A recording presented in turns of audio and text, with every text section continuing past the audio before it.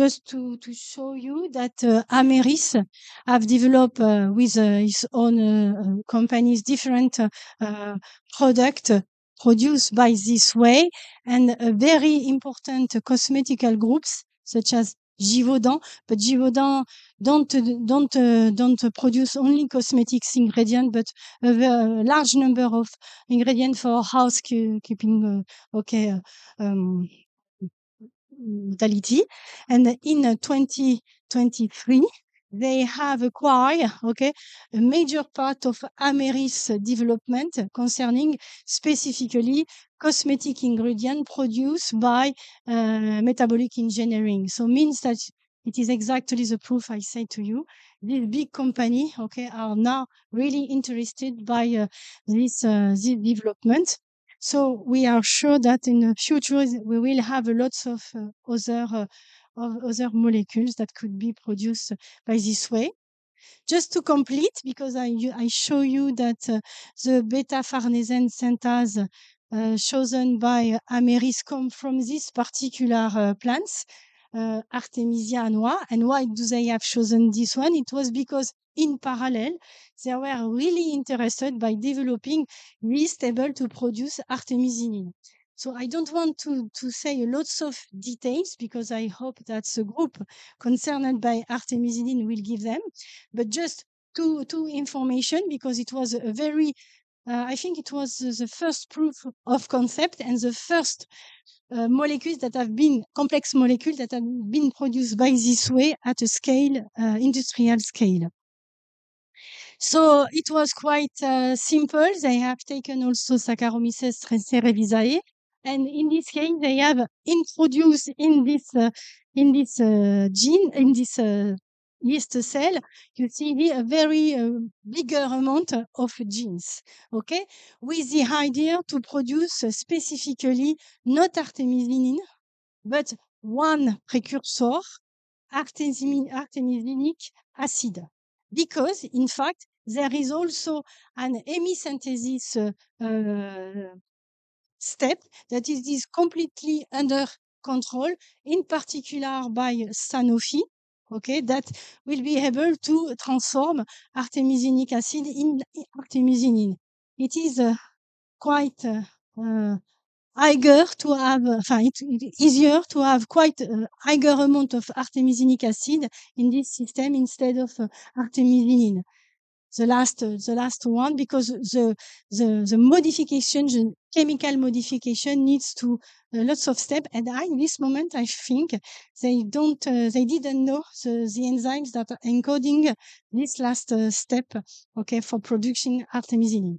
So they have in parallel produce farnesen by adding this type of enzyme, and they have also produced artemisinic acid by modifying and by implementing all this pathway that not exist obviously in the yeast cells to produce a first precursor, amorphadien, and also the artemisinic acid. And you see here it needs a lot of enzymes encoding the different step of this. And if we take a look in details, you can see here that they have introduced a lot of genes. They have duplicated the endogenous genes. You see here from acetyl-CoA to DMAPP and also FPP, okay? All these pathways exist in the cells. But if you want to produce a new branch, you need to have a better efficiency of this first part of the pathway in order to have an increasing concentration of this precursor. So to this aim, they have duplicate, in fact, copy of genes that encode the enzyme of each step of this metabolic pathway. So they have put new ERG genes, but that come from the yeast itself. Okay, so this is, but they have genetically, introduced this new copy, of the endogenous enzymes. So they will be able to produce a very big amount of farnesyl diphosphate. And after they have completely built a new pathway, this pathway is this one, that lead to convert firstly FPP in amorphodiene and also to transform in 3-step amorphodiene into artemisinic acid. Both of these genes come from Artemisia, okay, that are able to do this bioconversion. And in this case, it means that they have included these genes that were overexpressed, and there is 1, 2, 3, 4, 5 external genes that was needed to introduce in order to recreate this small metabolic pathway. You see, here it is a bioconversion because they use natural intermediates and they give only the enzymes that encode the final part of the metabolic pathway of artemisinin in order to produce the final product. Okay, so it was not so much number of external genes that they were able to introduce to produce this molecule. And they succeed because when they have put all of this transgene, they were able to produce a large amount of artemisinic acid. Here are the 3 different intermediates, 4 different intermediates from amorphodiene, to acid. And you can see here they produce a large amount of one of the derivatives they want. It is artemisinic acid. So you can see that in this case they have made this new pathway, and also this is here in red. They have put several here other gene that encode squalene synthase and also repressor of the squalene synthase, because they wanted to shunt the pathway that lead to ergosterol, because it is one of the pathway that use lots of FPP precursor to create some ergosterol. Ergosterol come after in the membrane to participate to cell membrane production too. So they have disrupt some of metabolic pathway in order to oriented at maximum the flux to the artemisinic acid production. And it works. It works really. Because you see in 2006 they had some production of about 0.15 gram by liter, which was not so much, but quite interesting. And several years after, in 2013, they succeed to obtain 25 grams by liter. And at this moment, this was sufficient to develop industrial scale production. So from 2013, this company have started a pilot, industrial scale, and after they have also developed some not pilot, but normal industrial production with Sanofi, because in fact, the Sanofi taking count artemisinic acid and transform it in artemisinin. And you see here this investment from Sanofi, but here are not the investments before this date, leading to the first cell line, a yeast cell line. 15 million euros for synthetic artemisinin, to optimize the process. And what it is now quite interesting is that they have developed a very fast and efficient system to convert artemisinic acid to artemisinin. It's not a chemical one. It's they use some specific light intensity, wavelengths, and condition to application in order to provoke this cyclization, this system of cyclization of artemisinic acid in artemisinin. And you see here, this process have been included, on the chain after the bioreactor and the downstream purification of acid artemisinic, directly it is converted into artemisinin. So here it's the price that cost the production of artemisinin by this way, about $0.4 by gram. And it is really competitive to the production by plant origin, okay, by extraction from the plant. And in 2013, they officially announced, it is French, sorry, but it was the article I found too, that claimed that Sanofi with Ameris were able to produce artemisinin by this way, and they have started in 2013. And in particular, why at this moment is that because at this moment, climatic events have destroyed a large part of a natural culture of Artemisia. So at this moment, it was interesting to produce artemisinin by this way. But 2 or 3 years after, as the condition of cultivation of the plant in the field were becoming again a good condition, it was not so interesting. Okay, so they have stopped to produce artemisinin in 2015 or 16, I don't remember exactly. And but they are ready to do it again if, in any case, it will be necessary to produce more than it will be able to produce only by plants.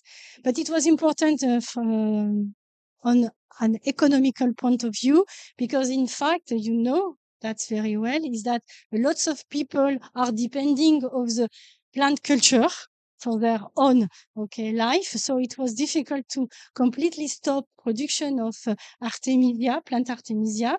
So they have to find a sort of balance between both of type of production, and it will be the case in the future too. Concerning the third example I want to discuss you, to show you that it is also a success. It concerns this particular molecule, squalene. We have already heard about synthesis of squalene, because squalene is one of the intermediates of several metabolic pathway. It's not an end product by itself, but it is an intermediate. This is why it was also quite complex to have enough squalene in plants, because this squalene is mainly used to generate other terpenoid components.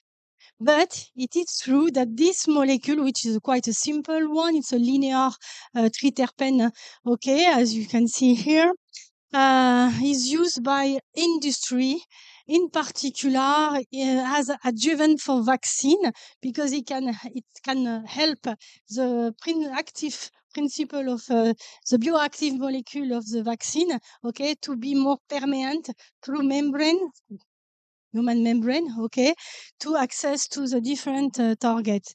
But it can be also used as a food complement. You can easily find on the market some capsules, including squalene or oils with squalenes.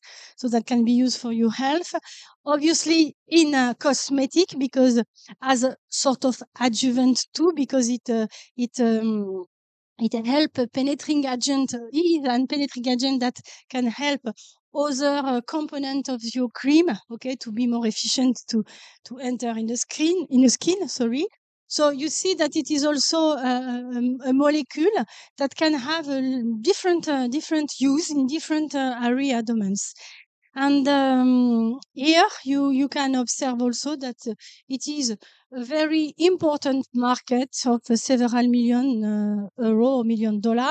And until 2030, we are expecting an increasing demand of this market. So for industrial people, it is quite interesting to know how to collect, to have enough squalene molecule for all of these markets. What it is interesting is that, in fact, I say to you, squalene is produced by plants. We know that very well, but as I already said, in a very low concentration, because it is an intermediate of the pathway, not a end product. But it exists also some animals that are able to produce these molecules, in particular shark, that accumulate this squalane in their liver. So there was a very big campaign aiming to kill, I don't mean a million of shark in order to collect, their liver, because you see in liver up to 70% of the liver mass is squalene. So it is one of the most important resource, of this molecule over the world. And this was also they have gave the name squalene for this purpose. But what it is also obviously evident is that now shark have been too much extensively killed, so they are profoundly endangering marine ecosystem. So means that we need urgently to find a way to produce this squalene in another way that it was this one. So there is two solutions for that. The first one is to see if there is other organisms, in particular in the plant kingdom, that is able to produce squalene in a higher amount than the normal one. And in fact, it has been discovered that some species, plant species, are able to have more squalene than the other, in particular olive. And you can find them, the squalene, in the oil olive. And also some seeds from amaranth, for example, that are also very rich in this squalene. But you see that in both of cases, to have enough squalene, you need to wait the complete cycle life of the plant in order to have seeds. And also for olive, it is also the same, because olives come from the fruit. So you need to have seed and fructification in order to have the raw material to extract enough squalene. But the amount was not so many important, and so it was urgent to find another way. And by this way, even if some plants are source of squalene, it is not the main branch, of production of this molecule directly. There is also another way, not mentioned on my slide. It's the chemical, biosynthesis, chemical synthesis, of this molecule. But you will see it's not so, even if it seems to be a very simple one, it's not so simple to produce. There is a nice history of this molecule that make it not so costly efficient, to produce by chemical way. So genetic engineering of microbes seems to be one of the only potential way to produce squalene at a large scale. That was evident some years ago. So they have tried to develop several platforms. And in particular, in yeast and in bacteria, both of them have been tested. Here you have the summarized where you can find some natural squalene, obviously in shark. This is here. They say that 95% of liver is squalene. I saw 70, but you see it's a high one. But here now there is also some fungi in which squalenes can be produced and accumulate. But you see here the quantity is quite low, at 0.3 milligram per gram of dry biomass, so it's not so much. Plants, I have already said, it is higher than fungi, between 10 to 300 milligram by gram of dry biomass. So it's not so big. So means that in fact we need to find several other systems. So the genetic engineering in yeast to produce squalene was quite easy, because as now you know very well, because it was the case also for artemisinin, all the precursor come from acetyl-CoA and mevalonate pathway that lead to produce this particularly precursor, farnesyl diphosphate. And naturally, this molecule can be in the yeast converted in squalene, but in a very small amount, because the squalene is a precursor of ergosterol. We have already seen that before, sorry. So this is the natural way to produce squalene. There is two limited steps for producing a high amount of squalene. This one and this one that are enzymes that have not a very big efficiency. Okay, so they can decrease the speed, the flux of the molecule production, intermediates molecule production. So at this moment, we know all the gene encoding all the enzyme able to produce each step of this metabolic pathway. The idea was to, in fact, increase the natural squalene, production. So means that firstly, we need to increase the first precursor, acetyl-CoA, that come from obviously primary metabolism, sorry. And also we have to enhance these two steps that are limiting in the natural pathway.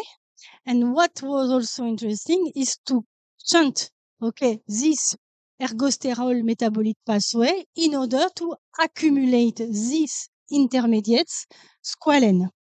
So by this way, they have developed several genetic modification. I gave you here the list of what it could be done. For example, they have introduced new copies of the gene encoding HMGR and ERG9. Okay, it was the natural gene, endogenous genes. Okay, so they have so the squalene synthase here, and also these particular enzymes. They have also optimized production of the acetyl-CoA by in particular, some of the enzymes upstream here are energy dependent, ATP dependent for their activity, and they need some cofactor. So they have increased, the production of this cofactor by implementing several small metabolic pathway. Okay. So that this acetyl-CoA could be more important. If you remember well, this molecule is also the precursor of not only the terpenoid, but also the phenolic compounds and two other compounds. So it was also a way they could have also many action on the different other pathway that use this common precursor, but not so much, because the cells need also the other type of metabolite for its own growth and health. It's just a question of balance every time. So they have overexpressed also several other genes instead of HMGR and ERG9, that are involved in the production of terpenes. As I said to you, they have improved the production of cofactor and supply of acetyl-CoA. They have mutated, in fact, this the enzymes that are responsible of squalene in general, squalene not bioprocess metabolism, because to shunt this sort of pathway, they have not silenced the genes because it was complex. I have not used all the methodology I showed you yesterday, but in fact they have just make some what we call mutation by radiation, by UV, and so on. And they have tried to select some cells that naturally show an increased amount of squalene instead of ergosterol. So they start with this type of strain, and after they have implemented several other genes, okay, in order to improve production of squalene. Also, there is a parameter that it is very important to take in count. It is the ratio between carbon and nitrogen, because in fact, some of enzymes here need this particular environment to be optimized in their activity point of view. And they have not it is what they it is what they want to do now is to avoid the competing pathway by knock out the genes encoding these enzymes, because using the hazardous effect of mutagenesis under, for example, radiation or UV, you can't control where this radiation can act on the genome. So obviously they can act on one of these enzymes, but it is not under control. So now we have the possibility to control how to make knockout of genes that are involved in this short metabolic pathway. So I saw that now they have tried different way, okay, to be clean also in this in this silencing gene method. So this is what they have tried. And in fact, they have also used this different type of comment dire, strategy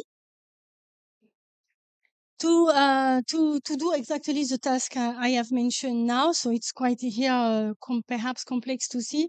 Here it's summarized with the different step of the optimization at the different moment of the process, the build of the strain, and also optimization of culture of the strain, and also the different optimization of the process, the bioreactor process. D'accord? So here it's exactly what I have already explained to you. Improvement of precursor pool by episomal expression of gene and chromosomal integration of gene towards product fruit improvement. There is a two strategy. Some of the genes are included directly in the genome of the yeast. Some other stay on plasmid that are in the cytoplasm. Okay, they are not all included in the genome. Alors why? Because in fact the techniques they use at this moment was not CRISPR-Cas9. And we have seen yesterday that the CRISPR-Cas9 had a very, very big advantage, because when you want to introduce a gene in the genome, you don't need to have some specific site marker and specific selective marker. Okay, that was normally the case. Okay, when you use the other type of techniques. So by this way, as it was not the case at this moment, in order to have not lots of introduction in any way, okay, in the genome of the cells, they use both episomic and intra, okay, integration of genes. The problem with episomic is that it is not stable, because at each division of the cells, you can lose this episomic plasmid. So this is why normally it is better to have an integrative strategy instead of this episomial strategy. As I said to you, they have dilated competitive reaction by shunting or the enzymes, or perhaps sometimes it is needed just to shunt one enzyme, not all. The first one after the squalene production, so it will be enough. So here it's also the strategy. What it is also CT-directed immunogene for expression of mutant gene. This is what the type of techniques they have used. The cofactor, I said to you, it was important to increase production of this cofactor. This is due to the fact to control the enzymes that are involved in the process of their production too. Okay.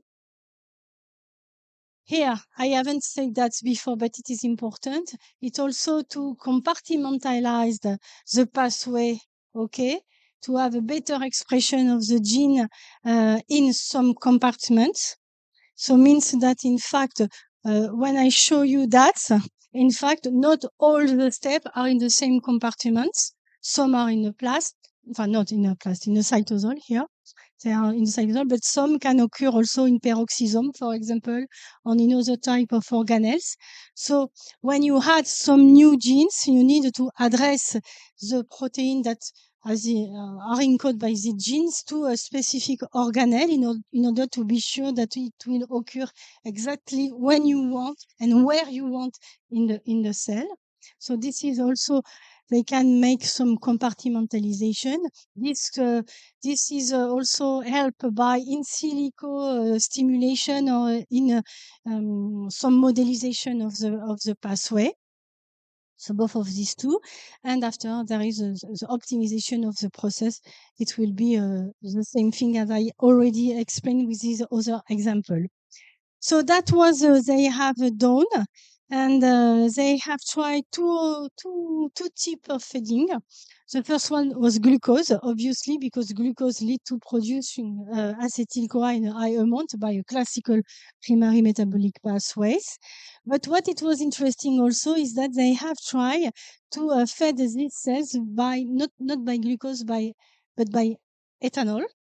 And because ethanol can be also directly transformed in acetyl-CoA by the activity of this particular enzyme, ADA, acetylaldehyde dehydrogenase. So it was interesting to introduce these particular genes in order to have the possibility to convert ethanol directly, okay, in this way, knowing the fact that ethanol is naturally in equilibrium with acetylaldehyde, okay, by these particular enzymes, ADH2, that is a native ethanol dehydrogenase of the cell. So this step is natural. This one can be added in order to have a more efficient, okay, conversion for producing acetyl-CoA, which is always the first precursor of all the mevalonate pathway, okay, leading to production of squalene. What do they have done also? I think it is the only thing they have modified. And you see that the two enzymes, namely HMGR, for example, and after another one here, ERG9, but in particular this one, have been substituted by the gene of another organisms in which this enzyme is more efficient. It comes from Caelibacter pomerioi, okay, that have a better activity capacity for this step, that it is a limiting point in the natural pathway of the yeast. And by this way, they have managed different things to increase the production of squalene in this type of cells. And you see here, it is quite up 10 grams by liter, which starts to be very interesting, even to be transferred at industrial scale. Okay, ADA also come from an external system. Okay, so just these two last slide, because if a squalene cell factory is now produced from a very long time, there is new study that have been engaged, okay, and trying to propose also some amelioration, okay, of the cell line. And this new strategy are completely assisted by computational, okay, development. In particular, why? Because what it was observed is that when squalene is produced, okay, normally it is not a product that need to be accumulated in the cells. If you have too much squalene in the cell, it could be in fact counterproductive. Again, enfin, it's not a good thing. It can be finally negative for the final cell. So it was interesting to find a way because it was a limiting point for higher production, okay, of squalene in the cell. So the idea was if we can, okay, excreted, okay, directly the squalene produced by the cell in the culture medium, it could be also a way to improve, okay, the production of this molecule in the yeast cell. So by this way, as it is not a naturally possibility of the cell, of the yeast cell to excrete squalene because it don't exist some specific transporter. They have made a very nice work using the several omic data that are available on yeast and on other organisms that are producing squalene in a higher quantity. And particularly, they were very interesting to find a new transporter, okay, that could be responsible of the exportation of the squalene from the cells to the medium culture. And in fact, they have tried to find some in other plants, but also they have looked at directly the genome of Saccharomyces cerevisiae to see if there is some of transporter that could be also able to transport this squalene, even if it's not specific squalene transporter in this yeast. So for this, they have made this workflow. It was quite nice. This is the program from in silico analysis. You have all the database of yeast.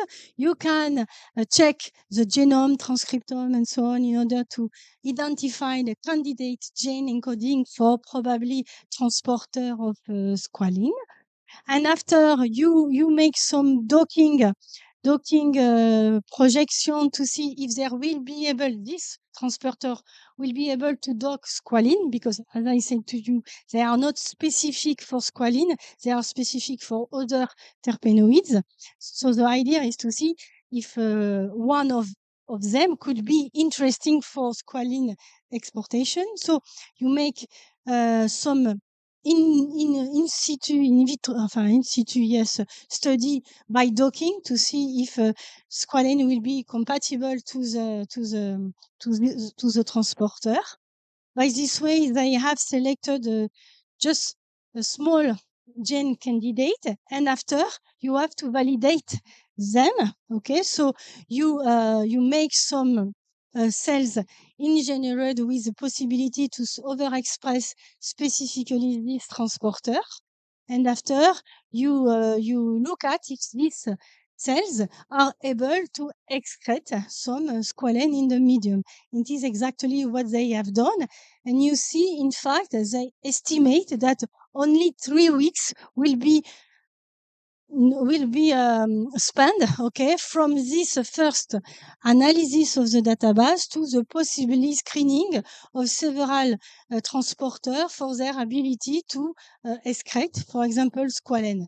This could be applied for whatever the molecule you want to be excreted from the cells. So that it is quite a very interesting and new strategy in parallel to modifying the metabolic pathway leading to have a better amount of squalene.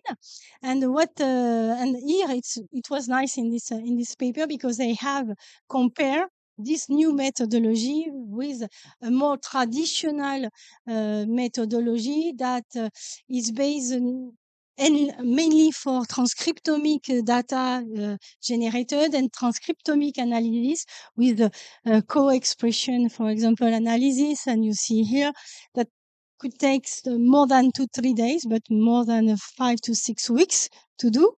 But it is quite faster. I think they wanted to show that their methodology are a very good one, so they have a little bit exaggerate the time for several steps in this process. But here it was the same, but it was there is no modelization between the potential candidate and the potential type of molecule that could be able to interact with this candidate. So the docking is a very useful way now to have a first screening with the candidate. They directly test all the candidates. That will take more time, okay, in order to identify which transporter could be selected. You need to know that it is quite difficult to identify transporters and also to clone and to express transporter, because very often they are not a unique protein, but they are a complex protein complex with several units, or the same or different units. So transporters are not so easy to manage, and it is perhaps one of the bottleneck we have already in the comprehension of metabolic pathway, because you have already seen that some intermediates come from one organelle to another organelle, but also from one cell to another cells. So means that to go across these several membranes, they need to pass through some specific transporter. So there is lots of transporter. Some are quite ubiquitous, some are quite specific of the species, some are very strict for just one molecule, others are more large to a several set of molecules. So it is a sort of plasticity, of this type of transporter that can be a useful tool also for this type of program. So, but as it is difficult to isolate, to characterize, and also to identify, it was very important to develop this type of data, firstly, and different algorithms that will be able to analyze this data in order to propose some candidate gene. And in this case, what it was interesting, this is why it was a nice paper, is that they have predicted at least several candidates. They have tested them, and they have found at least two.